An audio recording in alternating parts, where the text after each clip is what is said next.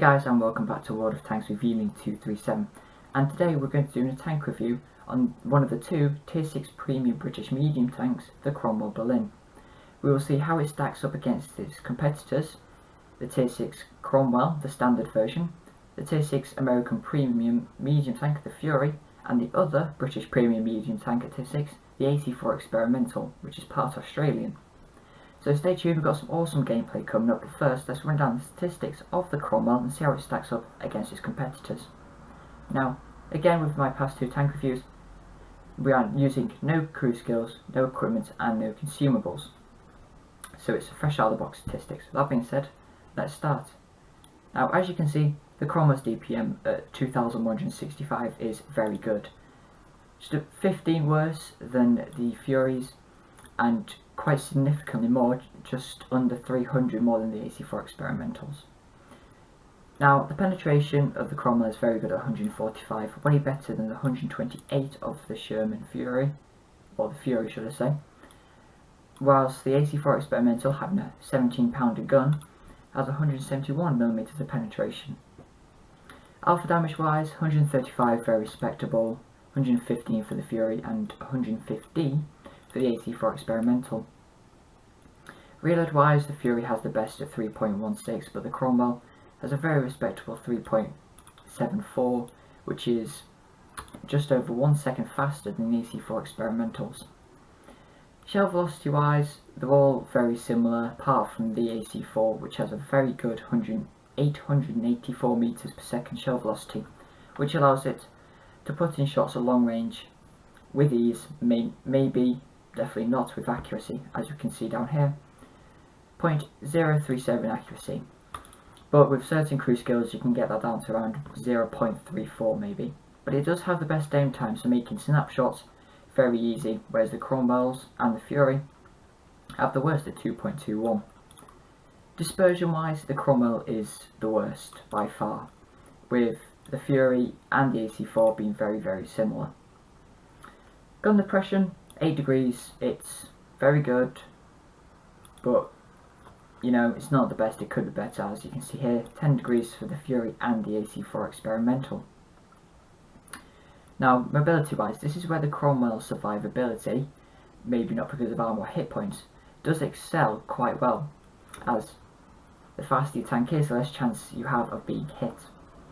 And the Cromwell, going at 64 kilometers an hour, does have a very low chance of being hit, whereas the Fury, going at 41, has a very high chance of being hit, and the AC4 sort of the middle ground here, but leaning close towards the Cromwell. Brake horsepower, 650 for the Cromwell 5, which is going to allow it to start and stop, well, start at least very quickly, and you see, stop very quickly with 31,000 brake force, which you can see the Fury only 500 horsepower, but the AC4 Experimental 330. This means this tank is going to be very sluggish to go anywhere. As you can see here, with the terrain, with the power to weight ratio, sorry, excuse me, and the terrain resistances, all very poor for the AC4 Experimental. But with the Cromwell Berlin, it's very good and beats the Cromwell in terms of terrain resistances. So that's an advantage of the Cromwell Berlin. Armour wise, everything's the same for the Cromwell and the Cromwell Berlin. Slightly better armour, would you believe it or not, over the Fury and the AC4 Experimental. The AC4 Experimental surprisingly having 0mm of side turret armour. Don't know whether that's a typo, we'll have to see. Health wise, all 750 hit points, so that's very good. Good start with hit points at tier 6. View range wise, 360 meters and 370 meters, all very close. Not particularly great, but at tier 6 it's livable with. Oh, you can live with it. 20% chance of fire across the board. Excuse me. So you know, these tanks are quite flammable. So you want, if you insist on using premium consumables, at least try and take a fire extinguishing on your crew within the first 2 or 3 skills maybe. Shell cost wise, relatively the same for the Cromwell and the Fury, but very expensive. So it's a premium tank for the AC4 Experimental. But you are doing more damage, so theoretically the damage, the cost to damage ratio should be very minimal.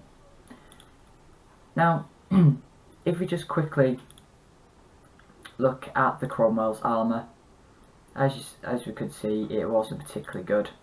And yeah, 76mm, you're not going to be... So that's the wrong one, that's the Cromwell. They don't have the Cromwell here. Okay, I do apologise about that.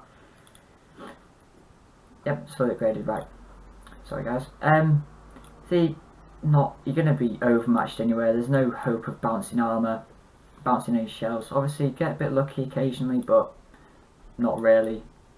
As you see, it's quite a tall tank, but it's quite low profile, so if you just expose the turret whilst being very boxy, if they hit it at an angle, like here, it's definitely going to ricochet.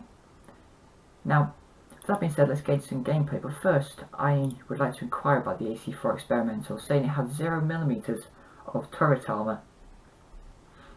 So let's just have a quick look. Side turret armour. No, it has 56. Okay. So that's wrong, the AC4 has around 55mm of side turret armour, so it must have been a typo. Anyway, I rambled on enough, so let's go check out some gameplay of the Cromwell Berlin. So guys, you join us here in a encounter battle on the Winterberg map. And it's a tier 6 game. About half the team outside tier 6s, but there were a lot of tank destroyers on the enemy team, so relatively easy pickings for the Cromwell, as the Cromwell, as we've highlighted, is a very fast machine. So on this map I was thinking I can go two places. I'll split up the replay here.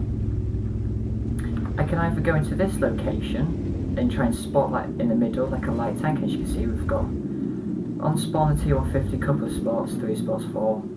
Doing quite well. Now I'm using a double bush technique here, just quickly to highlight this. If you can see through the bush and see the tank's camouflage pattern and so on and so forth, that means that the bush, when you fire, they will spot you unless they've got an exceptionally good crew.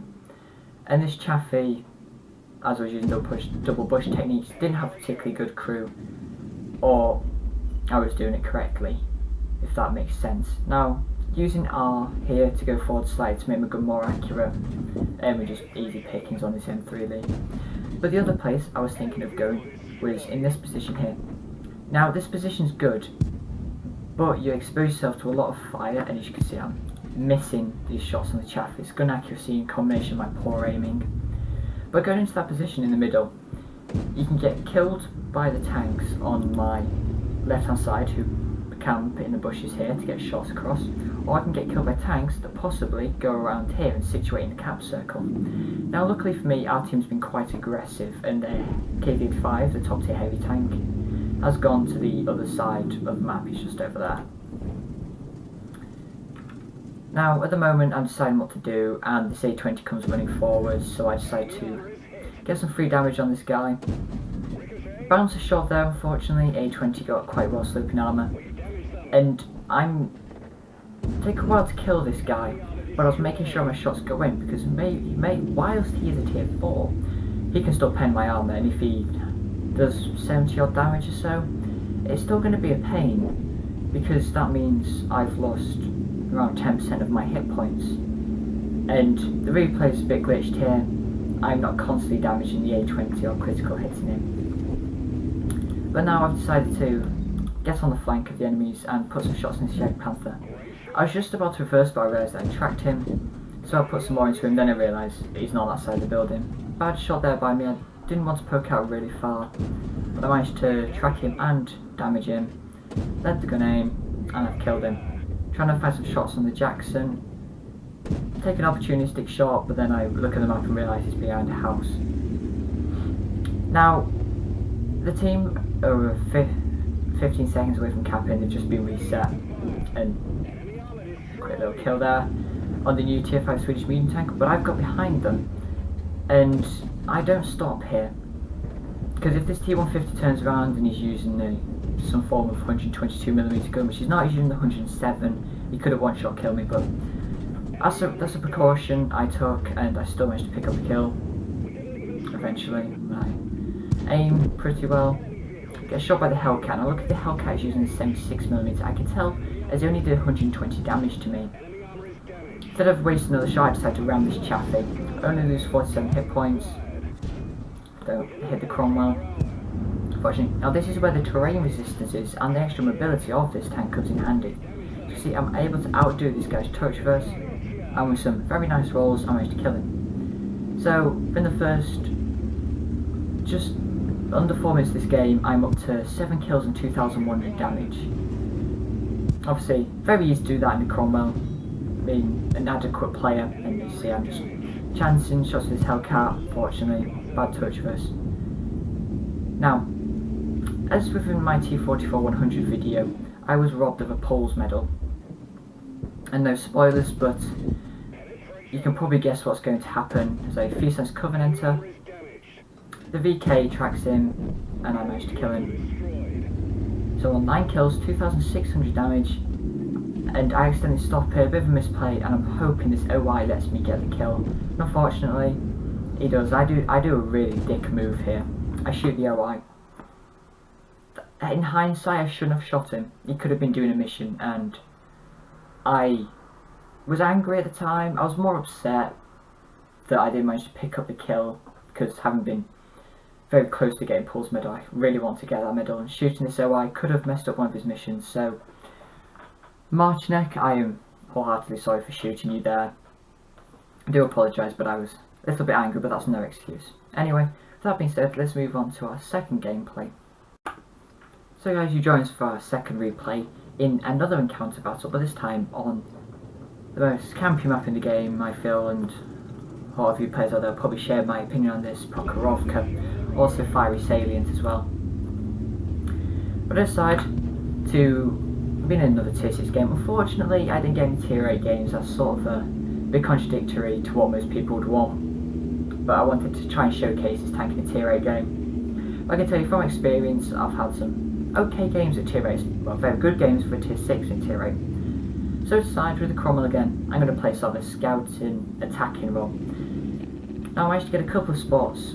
We're going to get one spot on this Covenanter and Cromwell, and this Chaffee is going absolutely ham, and I realise there's no one in the middle to shoot here.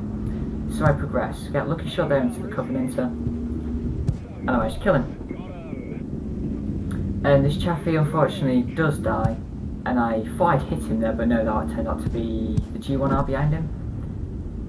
And I just managed to pick up the kill on this Cromwell, outdo him again with the superior track traverse and mobility and terrain resistances. I'm looking behind me now, ducking and weaving away. I decided not to fire just in case I get out of their spotting distance. And if I fire, that will make myself more easy to detect. Now, this Covenanter on the hill is putting in some very good fire into these guys. I managed to do 120 damage to the Matilda, which is quite useful because the Matilda is quite a lethal tier 4 British medium tank, the baby brother of the Cromwell.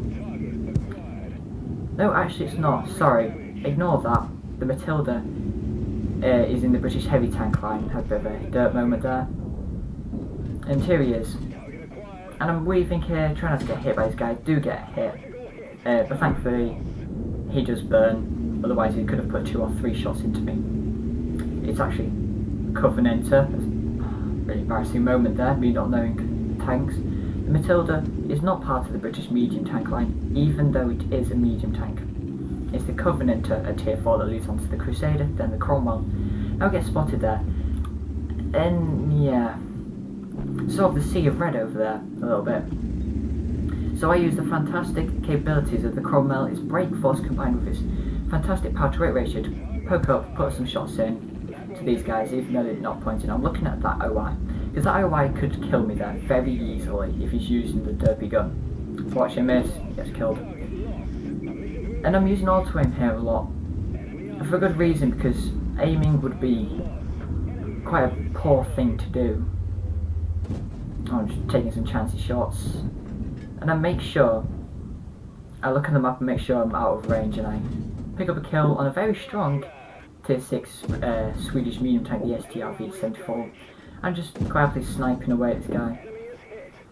And this Leopard, I think that was Ghost Shell or just poor RNG. That went nowhere near him, but I killed him, so now solid blessing. Now I use auto aim here. I'm a bit unsure with my aiming, I have to admit. Set him on fire. But I have to say, auto aim for me, it's good, it's bad, but I'm not the best person with aiming normally, I have to say. And unfortunately, the replay in the game when I said that VKL fire said lit them up like bonfire night, which is kind of very British. That I do like that. Unfortunately, I can't get over maybe to kill the OI, and there we go. Not a particularly amazing game, you have to say, in the Cromwell, but still 6 kills, 1500 damage in just about 4 minutes, showing that the Cromwell, even with poor accuracy, if it gets close to its enemies and doesn't stop moving, it is a very strong and powerful tier 6 medium tank. So, for our side of this video, let's go check the post-game stats of these two replays.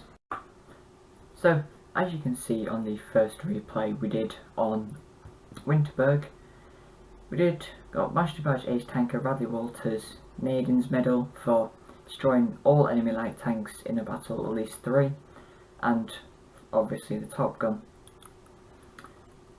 We did 2,657 damage with Nitz's 9 kills and 1,465 base experience. Now, try to highlight here, 41 shots fired, 28 hits, 24 penetrations, so it's a good hit to penetration ratio, but a bad shots fired to hit ratio, mainly down to my poor accuracy and the dispersion values of the Cromwell.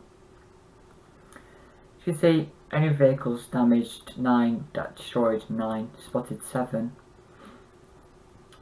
and we did carry the game, if I do boldly say so myself, but we did have help from this OI that I shot out of rage, and our tier 6s that are able to hold the town and hold the left hand flank even though they had their top tier heavy tank here. As you can see, credits wise, without a premium count, made 44,000 credits profit, lost 1,000 for damage caused to allies.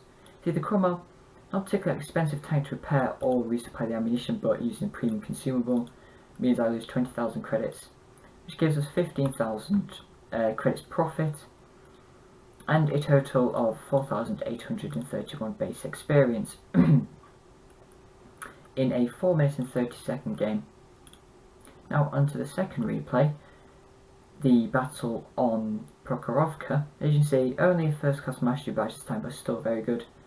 Obviously the Top Gun and the patrol duty. As we did, only did 1,500 damage this game, had a better shot to hit ratio and hit to penetration ratio, but we managed to spot 6 enemies, it says here, spot 4 enemies, sorry, 1,800 damage with spotting, but we damage with assistance was quite high. We did 6 of those, which got us the patrol duty medal. And detailed report, 38,000 credits made, 224 lost, 2,600 for the ammunition, and minus 20k for the premium consumable, which still gets us around 16,000 credits excuse me, and 3,000 experience in a 3 minutes and 48-second game. So, as you can see with these two replays, the Cromwell, at least at tier 6, is a very strong and powerful medium tank, just like its brother, the Cromwell, or sister, depending how you look at it. Should I pick the Cromwell Berlin up?